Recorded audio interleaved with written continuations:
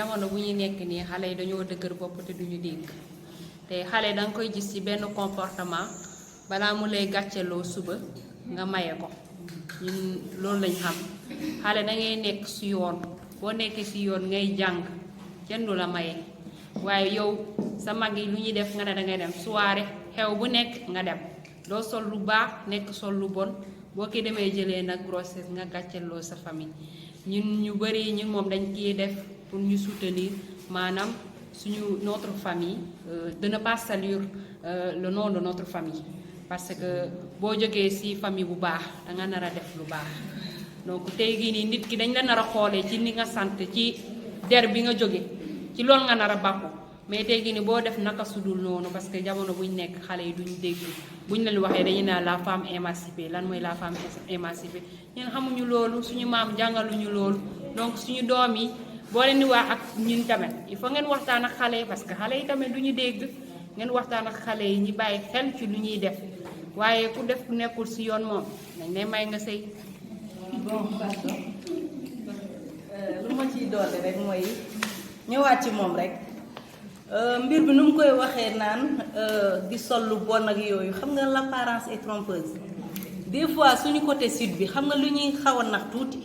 bu ñu demee côté nord ñi gis xale yooyu da ngay gis ku sol benn sorta mais bonul nga gis ku voilé ci kaw ba ci suuf kooka gën a bon ñëpp mais c'est pas que nit ki bu ko juger ci habillement parce que boo ko naree juger des fois da ngay juum donc bul xool ne xale bii dafa sol lu gàtt dafa kooku boppam ak a fees kenn mënu koo nax nga gis kenn koo xamante ne mu ngi muuru lu muy def kenn ñemewu ko def donc loolu nit bu mu xool ci loolu naan damay forcer xale bi di ko joxe néegu sëy moom foo xamante ne dafa xat tellement te du loo xamante ne benn fan la wala ñaari fan loolu boo ko joxee ñaan nga yàlla joxe sa doom pik ak peer jëlee ko fa donc loolu moom kenn ñaanu fa yàlla di puus sa doom wala ngay puus sa doom ci loo xamante ne non seulement yow kooku yow est-ce que bëgg nga am ay setu yu baax sax parce que sa doom boo ko forcé mu dugg ci mariage non seulement bëggul jëkkër ji lépp lu muy sëkk ak jëkkër ji da koy def hors de moom parce que loolu affaire forcée lay doon affaire mbaam jëkkër ji da koy forcé lu mu bëggul dina ànd ak jëkkëram ci xol bu tàng dina ci jël ëmb ci xol bu tàng di nampal doomam ci xol bu tàng yow est-ce que doom yooyu dinañ tekki suba parce que seen papa nu ci nuñ ko amee la daal moo tax loolu dañ ko war a xoolaat bu baax jël sa doom forcé ko noonu dugal ko ci mariage te yow sans autant nga pensé nga ñi ne ëllëg du añ du reer waaye lu mat a sédd la loolu yow tamit vraiment defe naa mag bu ne jigéen man jigéen la mais ñaan naa yàlla gis samay sët yu baax fu ñu romb kii ay de kii de sëtu mateel la vraiment dafa neex ci xol donc defe naa loolu moom. Manque de dialogue bi la manque de communication entre les enfants et entre les parents et les enfants kii yaakaaroon naa ne loolu yëpp communication bu amoon entre suñu parents yi ak ñun am na yenn yoo xam ne kii du am ndax xale boo ko waxee ses valeurs nga wax ko valeur famille bi nga wax ko xale l'essentiel na dugal ci boppam ne comme que ni man sama yaay wax na ma lii il faut nar naa ko respecter xale bu amee gëm-gëm nga ci jàngal ko gëm-gëm boobu noonu bu amee gëm-gëm boobu noonu j'espère que lépp loo xam ne bëgg nga ko xale bi dina ko def. wax ngeen fii mariage d'enfant man ba tey dégguma âge bi xaw ma nag mariage d'enfant fan lay commencer ak fan lay arrêter dama bëgg ngeen wax ma ci âge bi. dañuy constaté ne dañuy joxe xale yi âge ñuy am ñoo xam ne am nañ 15 ans 16 ans te normalement xale naroo ko joxe tant que amul loo xam ne ëpp na 18 ans ëpp na loo xam ne 18 ans loolu mën nga ko joxe mu dem sëy waaye xale boo xam ne amagul 18 ans mu ngi ci âge 16 ans à 15 ans yooyu nga dem joxe ko sëy yaa ngi koy sonal ci loo xam ne peut-être xale baa ngi jàng sax mu am 16 ans nga joxe ko mariage jàngam bi yàqu na sama kii benn histoire bu ndaw nii rek man bokkaloon naa benn xale bu jigéen classe elle était moom moo nekkoon meilleur élève suñu classe meilleur élève te son mari aussi était dans le même classe que nous ku ko takk il était en CM2 on était en CM2 xale bu jigéen bi jëkkër kii xale bu góor bi ay pël la rek pël yi baal leen ma rek seen kii nga waa ay pël la xale bu jigéen bi bu mu amee âge bi mu kiiwee xale bu góor ñu may ko xale bu góor bi dafa mujjee bàyyi jàng mu bàyyi jàng comme mu am bitig kii dafa hérité wu ci benn bitig papam bi mu bàyyee jàng mu takk xale bu jigéen boo xam ne moom moo nekkoon meilleur élève suñu classe xale bi dem mu sëy xale bi bu demee école jëkkër ji daf koy fiire ak professeur am ba muy dem muy xeex ak professeur yi ci école bi te fekkante ne buñ ko doon may xale bi papa dafa ne papa ji sama doom bi sa doom bi dina jàng ba mu am loo xam ne bëgg na ko papa ji am confiance man papa ji moo ma woo nii di ma wax dama doon romb ma laajte ko pa ani sama xarit bi mu ne ma ah sa xarit bi am naa déception ci moom am naa déception ci jëkkëram ma ne ko ah ci naka mu ne ma ni bu demee jàng école de jëkkër ji dee dem xeex ak professeur yi ba dañ mujjee ne xale bi mu bàyyi jàng mu ngi nii maintenant femme au foyer te bu fekkante ne woon teeluñu ko maye léegi papa mu ngi nii regretté lu tax mu maye doomam bi mu teel koo maye te fekk meilleur élève la moom moo dàqoon jàng suñu classe du arabe du français arabe buñ ko defee mu am meilleur note gis nga loo xam ne lu métti la man gis naa ne loolu buñ ko demee ñu wax ko parents yi ñu wax kii douleur parent boobu noonu moom tamit mu ñëw participer ci causerie boobu noonu devant les parents dina kii ñoom tamit dinañ ci bàyyi xel balaa ñuy joxe seen doom dinañ ci bàyyi xel bu baax a baax balaa ñuy teel a maye seen doom. Pourquoi l'organisation de cette rencontre? Il y avait beaucoup de filles qui sont victimes de l'excision et je croyais bien que c'est pas du tout normal. On doit parler sur ça. Vraiment, il y a beaucoup de femmes qui sont victimes de ça. Donc, on s'est vu, on a dit pourquoi pas organiser une réunion, tomber d'accord sur un point, pourquoi ne pas descendre sur le terrain, aller essayer de sensibiliser les gens. Mais pour descendre sur le terrain, quoi faire? On a décidé de passer par la réunion, de trouver des planifications, essayer de planifier pour avoir accès aux exciseuses.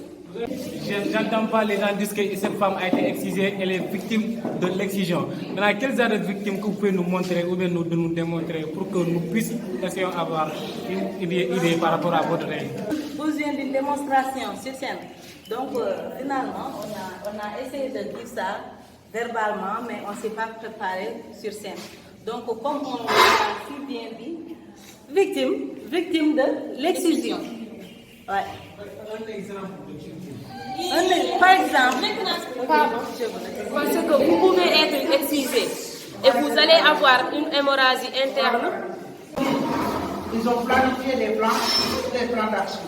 Ils vont faire des causeries. Et ces causeries, d'abord, ils vont rencontrer les victimes qui ont été excisées. Ils vont rencontrer des exciseurs. À cette étape-là, avant qu'ils ne demandent de sortir des victimes, c'est-à-dire qu'ils sont en train de planifier. Ils sont en réunion. xamoo ma dégguma France lii dama bëgg a laaj lan mooy exclusion. xale yu jigéen ñi ñuy xarafal xam nga boo gisee ñiy xeex loolu lu muy jur ëllëg dafa bëri xale bu jigéen buñ ko arafalee mun na bu subaa nga jox ko jëkkër moom du yëg benn neex-neex bànneex du ko yëg lu dul métit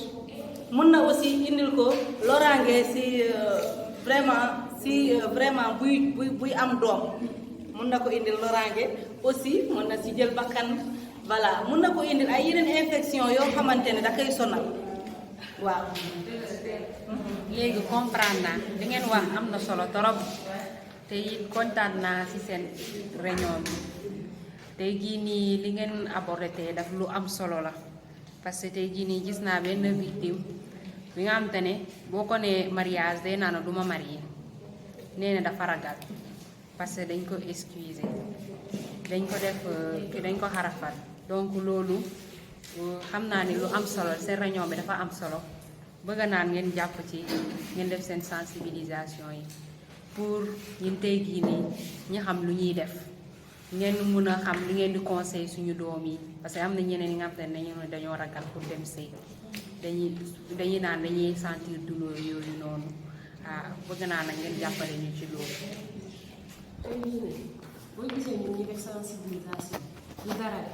parce que tey jii nii boo gisee sa xarit bi ngay wax noonu nga ne dafa ragal a sëy parce que biñ ko doon xarafal man dama foogoon ne dafa métti woon ci moom léegi tey jii nii moom bu naree def rapport par exemple day xalaat fu mu njëkkee jaar te tey jii nii loolu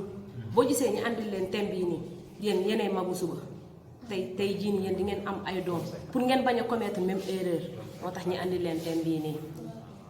aussi plus d'éclaircissement comme li ngay wax ni naan xale bu jigéen bi nee na dafa ragal a sëy ndax dañ ko arafaloon arafal mun na bañ a jotee si mbir bi ngay wax nii parce que xale bi mun na am buñ koy xarafalee boobu xamu ci woon dara yow fu mu ne nii buñ la waxul dañ laa xarafal yow mun nga ko bañ a kii parce que am na ñoo xamante ne ay xale yu ndaw la boobu buñ leen koy def sax xamuñ ci dara seen papa bii sax seen papa mun nañ kii ak moom xamuñ ne sama doom mun nañ ko arafal donc li ñuy naan man dama ragal a sëy affaire arafal moom peut-être après di nga gis conséquence mais buñ koy def yow douleur boobu mënoo ko kii dafa mel ni xale bu ndaw bu ñu jongal kooku moom vraiment bu màggee pour mu expliquer la man heure bu ñu ma doon jàngal lii laa sentir loolu du yomb donc kuy naan dama ragal a sëy ndax dañ ma arafal bon xëy na day dégg nag parce que bon entre jigéen des fois waxtaan jigéen nga dégg naan sa premier jour ak vraiment ak sa jëkkër day metti genre yooyu noonu peut-être loolu moo ko mën a kii ba tax naan man dama ragal a sëy waaw. On a assisté à une réunion préparatoire. Donc par rapport à ça, je crois que ce qu'on peut dire par les derniers, la réunion doit avoir un certain nombre de formes, présidium, les prises de parole et tout. Je crois que vous avez essayé par rapport à ça. La causerie aussi, ça a été ce qu'on appelle l'un des moments forts qui a passé. Il y a eu des questions qui sont venues par rapport à ça et qui a donné ce qu'on appelle un certain nombre de réponses à ces questions jusqu'à vouloir insister ce qu'on appelle sur le thème. Mais je crois que là-bas, il reste à insister ce qu'on appelle sur le fait de l'abandon. C'est ça qui reste à revoir. Donc l'émission aussi a été très bonne, mais il me paraît qu'il est un peu très très long. Jusqu'à un certain moment, ils ont du mal à terminer. Parce que les émissions radiophoniques, souvent, c'est des choses qui ne dépassent pas 1 heure de temps, 30 minutes, 45 minutes. Donc, il faut tenir compte du temps par rapport à ça. Sinon, le thème a été bien développé. Donc, je crois que c'est ça seulement qu'on cherche. Passant de ce qu'on appelle du leadership, de sa définition de ses qualités, c'est jusqu'à aller stabiliser, à être ce qu'on appelle le leader, qui vont aller dans le sens de descendre sur le terrain et faire des sensibilisations. Mais cela n'est possible que quand vous avez ce qu'on appelle un certain nombre de compétences. Et c'est ces compétences qu'on vous a données pendant 2 jours et qui va vous permettre d'avoir des visions par rapport à ça. Et madame, je ne vais pas trop monopoliser la parole parce que c'est 2 jours de travail très fatigant. Et pour moi, personnellement, c'est un réel plaisir de travailler avec vous et de partager avec vous. Je ne suis pas, comme on le disait, je ne suis pas un formateur. Tout ce que j'ai pris ici, ça vient de vous. Moi, je n'ai rien créé, absolument rien créé. Je n'ai fait que peut-être faciliter les 2 jours. Au début, j'ai bien vu qu'elle faisait l'effort de relancer. Mais ça semblait plus à un exercice de question-réponse qu'à une causerie. Souvent dans la causerie, faites l'effort, même si vous avez la réponse, de retourner la question au public ou à l'assistance pour recueillir davantage d'opinions pour pouvoir à la fin faire la synthèse. On s'écoute, vous qui animez la causerie, vous n'êtes pas censé livrer des informations tout court. Vous créez le débat, vous suscitez le débat, vous laissez les gens développer et à la fin, vous formulez une synthèse. Mais toujours, travaillez à ce que les relances permettent aux gens, surtout ni dérailler, ramenez-les au sujet, prenez tout ce que vous avez envie d'avoir, mais par des relances et non par des réponses. Le public était mixte, permettez aux autres également de s'exprimer.